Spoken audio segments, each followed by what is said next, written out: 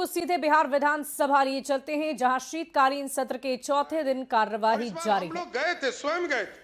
मैं गया था, केंद्रीय मंत्री ललन सिंह जी गए थे, संजय झा जी गए थे। हम लोगों ने जाकर आग्रह किया कि बिहार के लोगों को दिक्कत नहीं हो। यही लोग दिखाते थे, विरोधी पक्ष ही कांग्रेस के लोग, राजद के लोग दिखाते थे कि जो बाहर से लोग आते हैं उनको दिक्कत होती है। इस बार 12,500 ट्रेन बिहार में स्पेशल चलाकर बिहार को लोगों को लाने का काम किया।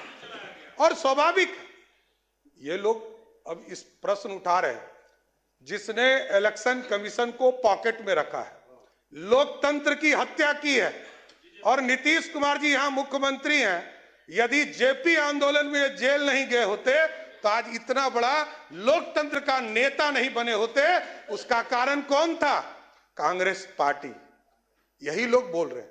जिस लालू प्रसाद जी को कहा गया कि गरीबों का बेटा, गरीब गुदरी का लाल बेटा। माननीय सदस्यगण, सदन की राय से आज के निर्धारित कार्य पूरे होने तक बैठक की अवधि विस्तार की जाती है। बोले जाए। आदरणीय अध्यक्ष जी, बहुत स्पष्ट है, सरकार की नीति एकदम स्पष्ट है। लालू प्रसाद जी मुख्यमंत्री बने, जिस जिस नारा को उन्होंने दिया वही नारा उन्होंने तोड़ने का काम किया।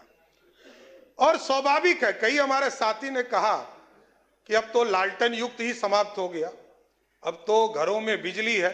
और बिजली बिल सिर्फ सत्ता पक्ष का नहीं, विरोधी दल के नेता का भी बिजली बिल आता है तो 125 यूनिट माफ कर आता है। यह नीतीश कुमार की सरकार है, किसी को छोड़ते नहीं है।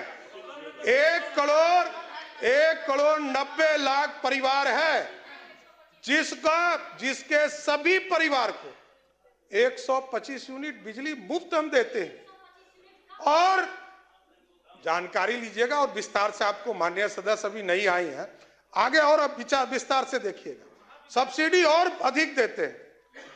और मैंने स्पष्ट तौर पर कहा कि मुख्यमंत्री हो, विरोधी दल का नेता हो या आम गरीब हो, बिहार की सरकार ने जब पॉलिसी बनाया कि 125 यूनिट हम सबको देंगे, तो सबको देने का काम किया, किसी को छोड़ने का काम नहीं किया। और मैंने वो दिन भी देखा है, माननीय अध्यक्ष जी, जब कांग्रेस की सरकार थी, यूपीए की सरकार थी, यूनाइटेड फ्रंट की सरकार थी, वो दिन भी हम लोगों ने देखा है कि जब कांग्रेस का राज था, सर्किट हाउस में बैठकर तय किए जाते थे कि कौन चुनाव जीतेगा, कौन हारेगा।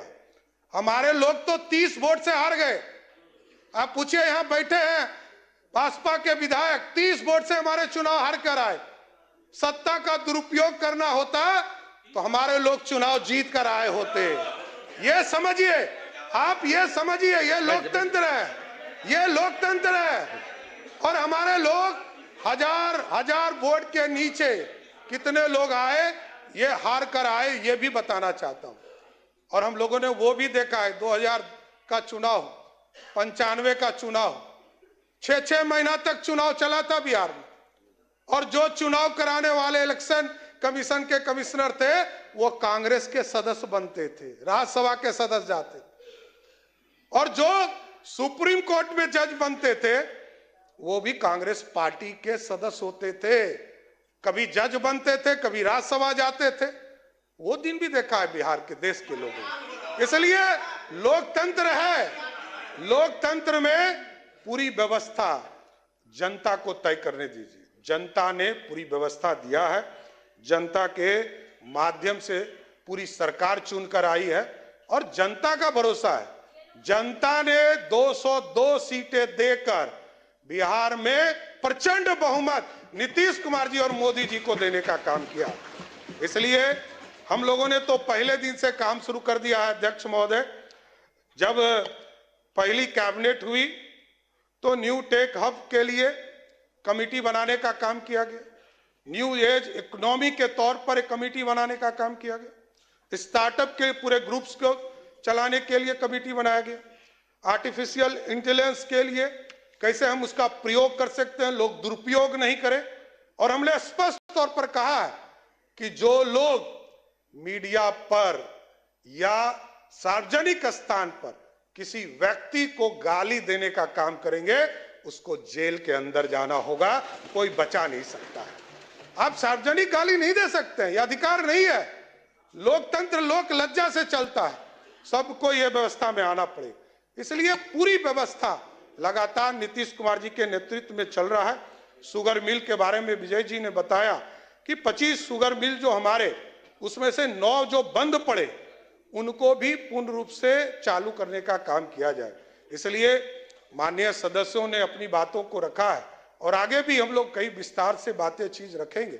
लेकिन मैं अध्यक्ष जी आपके माध्यम से जरूर आग्रह करूंगा सभी माननीय सदस्यों से, कई लोग नए सदस्य हैं, सबको एक ट्रेनिंग भी दीजिए आगे के दिनों में कैसे लोकतंत्र चले और लोकतंत्र अच्छे से चले।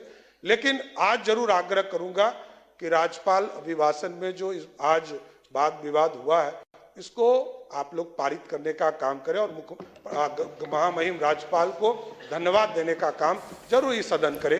धन्यवाद।